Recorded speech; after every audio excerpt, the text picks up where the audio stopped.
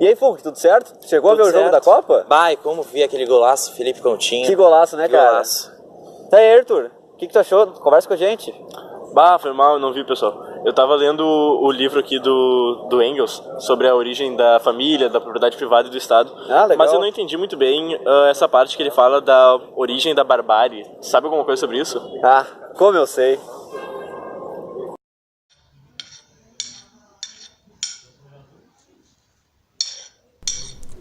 Na fase inferior da barbárie, a divisão do trabalho é absolutamente espontânea. Só existe entre os dois sexos.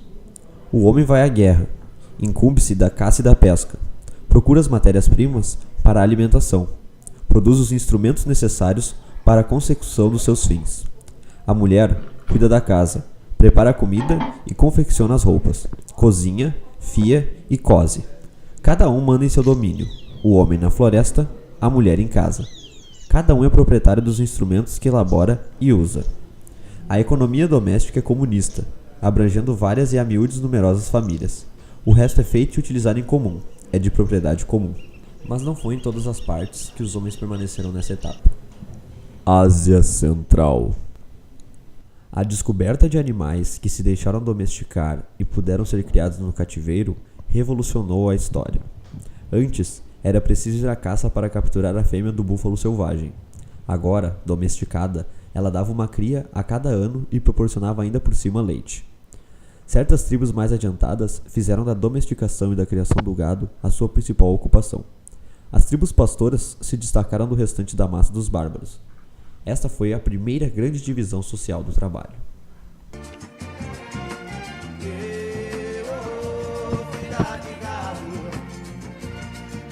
Os rebanhos começaram pouco a pouco a ser propriedade privada, a troca entre indivíduos foi predominando mais e mais, até chegar a ser a forma única.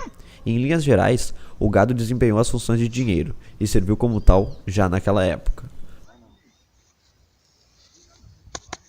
A aparição de rebanhos operou uma revolução na história moderna.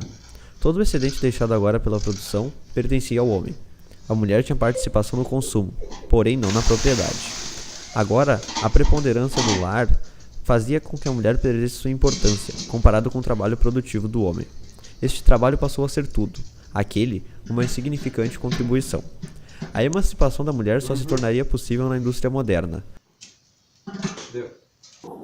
Então, Funk, essa foi minha época preferida da minha história. A minha foi do tempo da coleta e da caça. É mesmo? Aqueles tempos eram bons.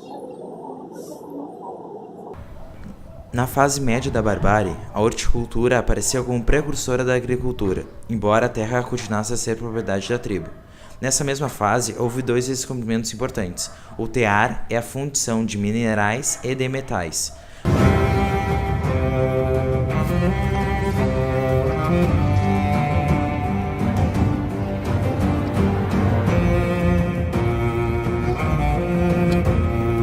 Com esse desenvolvimento e de todos os ramos da produção, o trabalho do homem se tornou capaz de produzir mais do que o necessário para a sua sobrevivência.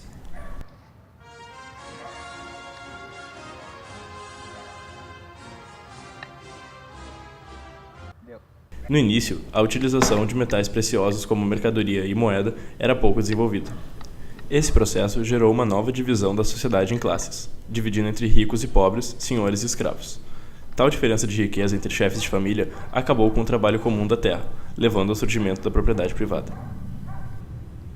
A grandeza do regime da gens, e também a sua própria limitação, é que nele não cabiam a dominação e a servidão. Internamente, não existiam diferenças entre direitos e deveres, e também não havia divisão entre classes sociais. Na fase superior da barbárie, a utilização de ferro tornou possível a agricultura em grande escala e a preparação de áreas florestais. A escravidão, em estado nascente na fase anterior, converteu-se em elemento básico do sistema social.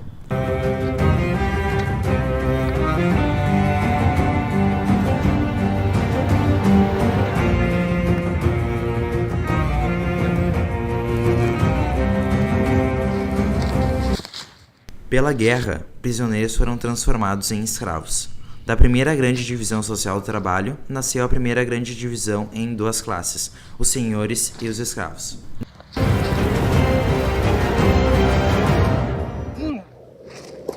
Que época maravilhosa. É verdade. Bah, mas top mesmo foi depois, quando se separou a agricultura do artesanato, começou o comércio, surgiu o Estado, a propriedade privada e tudo isso.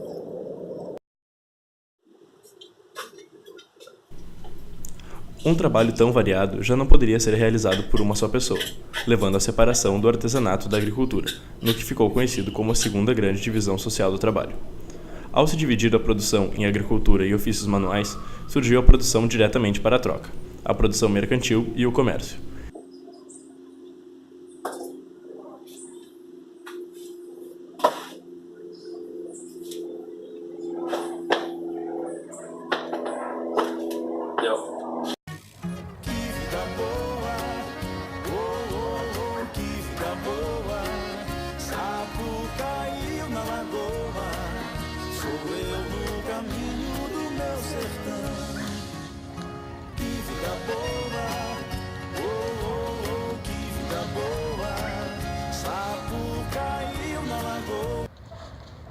A ascensão de uma classe mercante trouxe a necessidade de se estabelecer um meio de troca mais eficiente.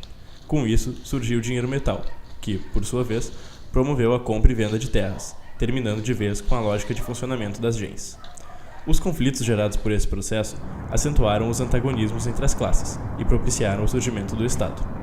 Este utilizou-se do dinheiro metal para a cobrança de impostos, que serviam para sustentar uma força de segurança pública que protegesse e controlasse o povo.